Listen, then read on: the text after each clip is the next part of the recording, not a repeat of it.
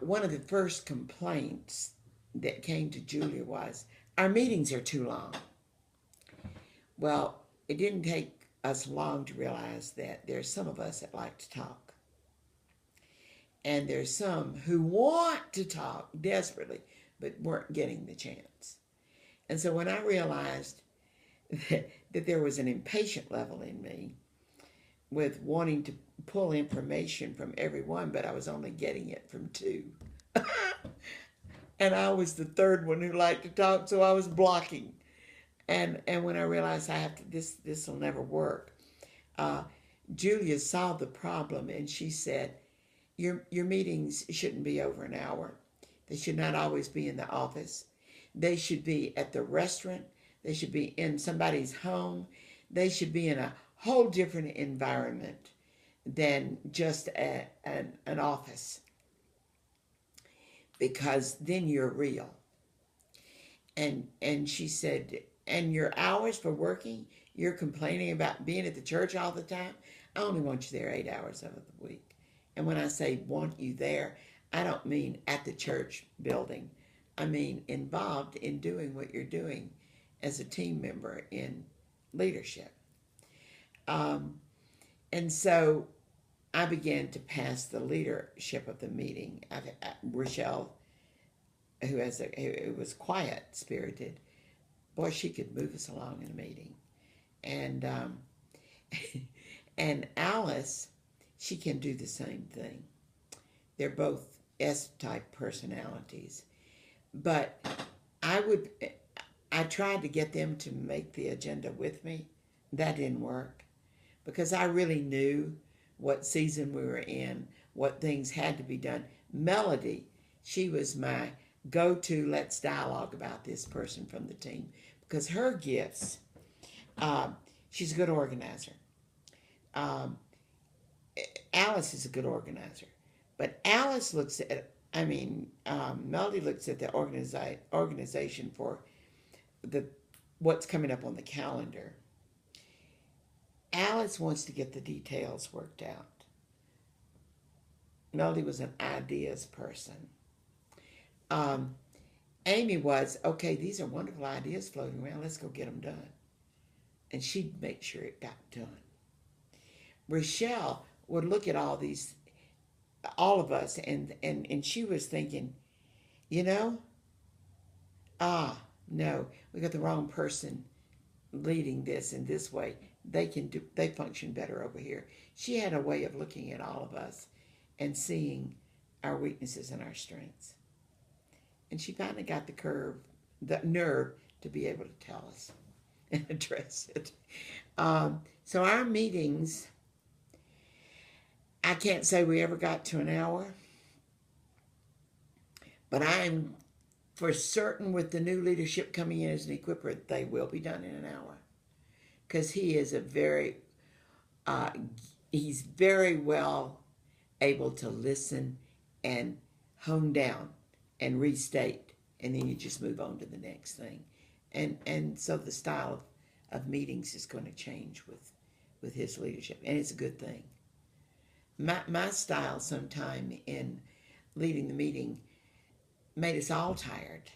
I have to admit that. Because I was listening for certain things that I wanted to come out. And this is the task. Let's identify what we need to do, and let's say how we're going to do it, and let's do it. And oftentimes that was the best way to go. I could have been one of those persons in a group that would, well, we haven't quite got this ready to implement it yet. And I had to let go of that. So I think flexibility is key in holding meetings. But also you've got to know when enough is enough. You can dialogue around something and never hit the point.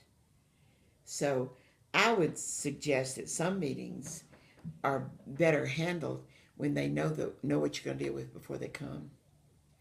And they've had a chance to process it and think it through. And then when they come, they can give it right to you. But coming with just my agenda and then thinking it through took longer. But if everybody knows this month, this is where we're headed, you're already processing. When you get here, you can get the job done. And I really think you can get it done in an hour. But I was concerned with moving the ship. No one gave us a pattern to follow. No one said, go and do it this way. Julie said, go do it. I learned one thing major from her. In trying to get men, she was the woman in the lead. Everybody on that committee was men. And men want to get the job done, right? But Julia knew they needed an opportunity for them to express things, and so she gave them that opportunity. And then when they were at their most negative point, and nobody seemed to want to get the job, it was a sign we had to create out here. She said, okay, let's change the environment. Let's go out here and see. If we were building a sign, what would we want it, what function would we want it to serve? And boy, they knew right what they would want on the sign. Before the dialogue had ended, she had asked every key question that needed to be asked. She had moved them into consensus. The sign was designed, then they created it. Now it's out there. At the point where she was ready for them to commit, and they weren't ready, she took them out there. And it became a creative exercise. And they did it. And I thought, man, Julia, I want the training you had. Actually, watching her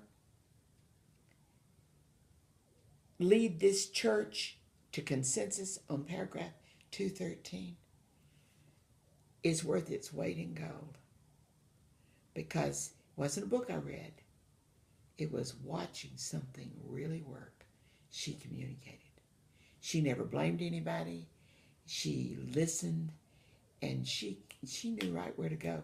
Now, I don't know where you get that training, except from someone like her and watching her. I don't think training that an equipper needs is sitting around a table hearing someone tell you how to be an equipper. But they do need to see someone in the process of equipping. And she is dynamic. So I don't know if she has written all that she does or knows how to do, but if you observe her, you want to do it. And that the person leading other equippers needs to be someone like her who can do that, who can show you.